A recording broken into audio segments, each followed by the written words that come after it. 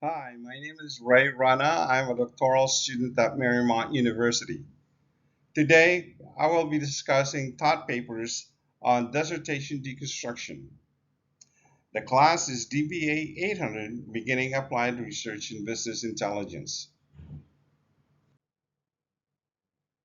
In the introduction, we will briefly go over the background of medication adherence slash mobile app intervention theme. Then we will briefly go over the dissertation number one, two, and three. And finally, we will select the strongest dissertation based on a criteria of structure, content, and fluidity of the message. Lastly, the last slides will contain all the references of the materials.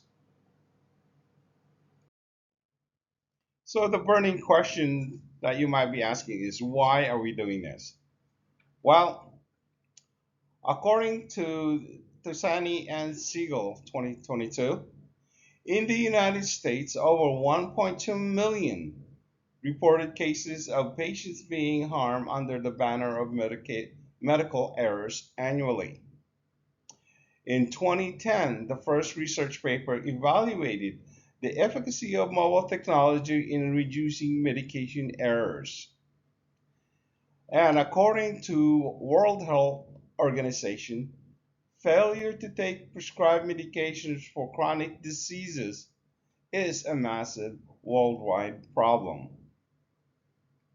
So, welcome. We will be discussing three dissertations that will provide insights into the complex and challenging issue of medication non-adherence and the potential and effective intervention. Dissertation for review. Dissertation number one was written by Cody J. Nugent at the University of Massachusetts Global uh, back in 2022. The title of his dissertation is The Use of Mobile Technology and Its Effect on Medication Adherence. The second dissertation was written by Linda G. Park at the University of California, San Francisco back in 2013, which was still within the scope of the requirements, 10 years. And her title of dissertation is The Efficacy of Mobile Technology to Promote Medication Adherence. And dissertation number three was written by Sheila Pokua at University of Massachusetts Global back in 2022. The title of her dissertation is Will the Use of Mobile Adherence Application Improve Systolic Blood Pressure by 5 mmHg among adult African American within 2 months? Dissertation number one, Design Study. Its empirical, exploratory approach, quantitative methodology, experimental data in design. Dissertation number one is an empirical research study by C. Nugent, 2022. The research study selected a group of psychiatric outpatients with non-severe diagnosis that will benefit most from the mobile app intervention. He then justified and monetized the increasing cost of treating psychiatric disorders. He offered a strong statement. Rates of 49% in psychiatric disorders are non-adherence. Secondarily, his literature review section elaborated on using the theoretical health belief model framework in conjunction with the evidence-based PCOT framework. He described the barriers to improving medication compliance in psychiatric outpatients. Thirdly, his quantitative research methodology consists of descriptive statistics, correlational tests, and t-tests with pre and post study using the PHQ-9 scale and WHO, World Health Organization, Quality of Life Survey. The population consists of psychiatric patients in and outpatient settings. Fourth, his experimental study included 10 participants. 70% were female and 30% were male. Fifth, his findings indicate that the t-test results has statistically significant change in a PHQ-9 score, which shows that using a mobile app will improve medication adherence and reduce overall depressive symptoms. He also recommended advanced practice registered nursing or APRN to reduce nurse staffing in the future, as well as initiate new evidence-based ideas to solve healthcare challenges. What works with this dissertation is the easy to follow standard structure of dissertation paper.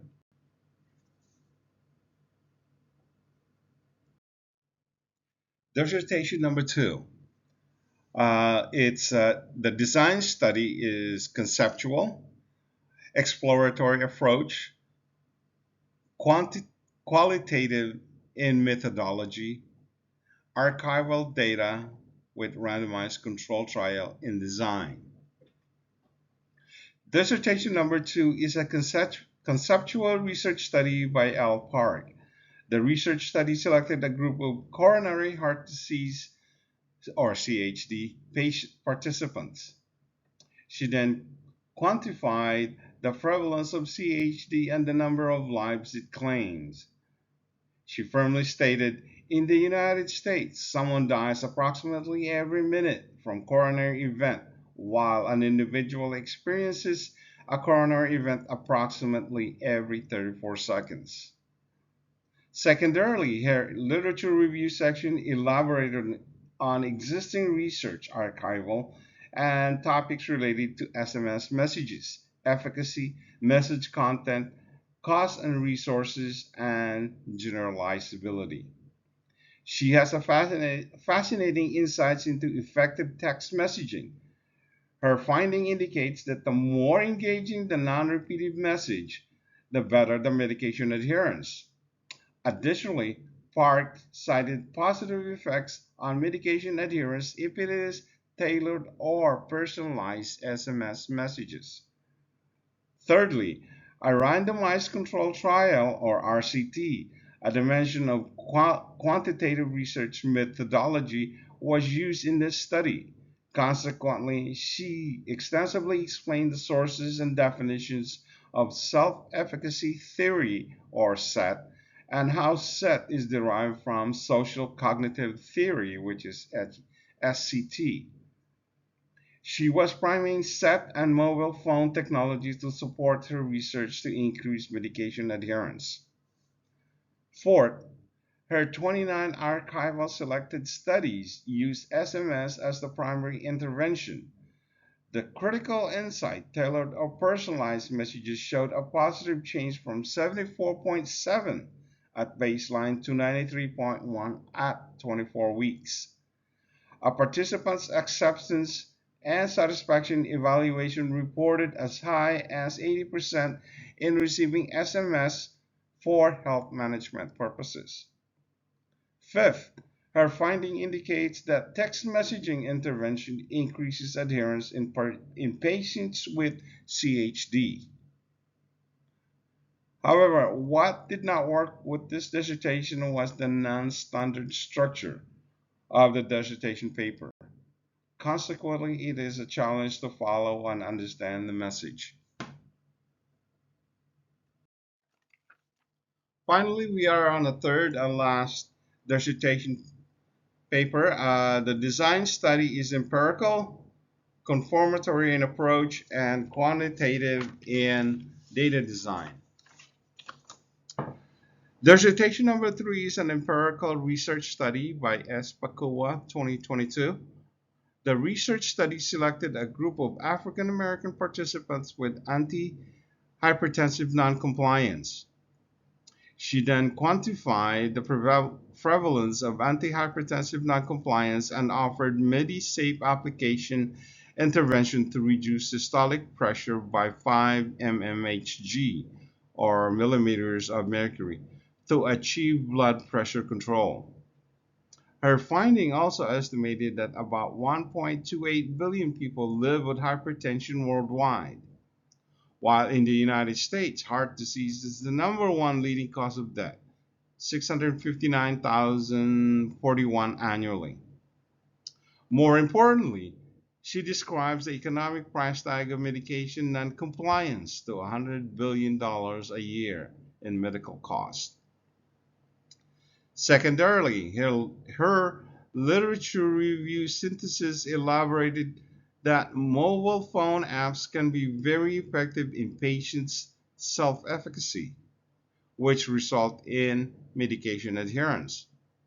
Her findings also include an intervention with clinicians via telemonitoring using a mobile phone app.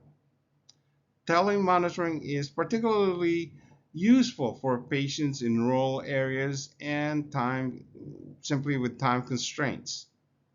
The end game, patients' self-efficacy encourages health promoting behavior, decreasing comorbidities. Thirdly, her quantitative research methodology consists of descriptive statistics, correlational tests, ANOVA, and t-tests with a pre-test, post-test quantitative experiment study using Medisafe app to control blood pressure. The participants consist of 38 adults African Americans with uncontrolled hypertension. The user-friendly Medisafe app features encourage participants to follow their medication regimens. Fourth, her design included 30 participants who were all African Americans. The experiment showed pre-test value of systolic pressure was 148.27 mmHg.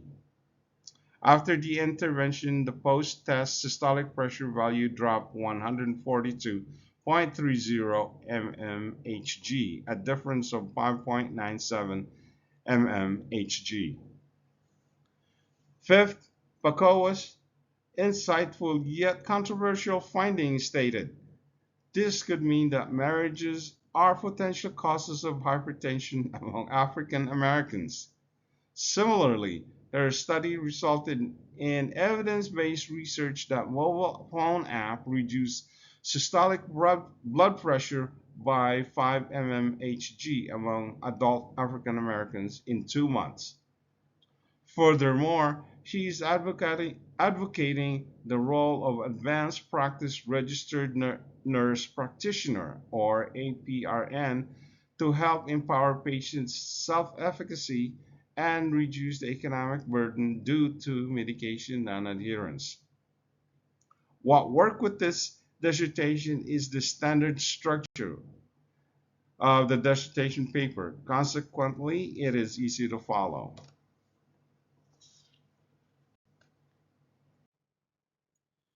Finally, the selection criteria for the strongest dissertation.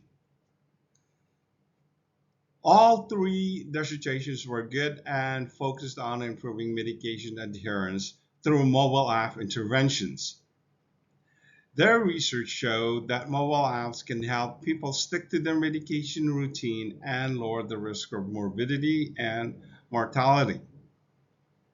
However, the purpose of this review is to determine how the dissertation is structured, methodology used with an engaging content, and was the message logically flow and easy to follow. Out of all the dissertations, Nugent's research on the use of mobile technology and its effect on medication adherence was exceptional for its structure of the dissertation, methodology, and the message flow. Here are the reference materials used in the dissertation review. Thank you.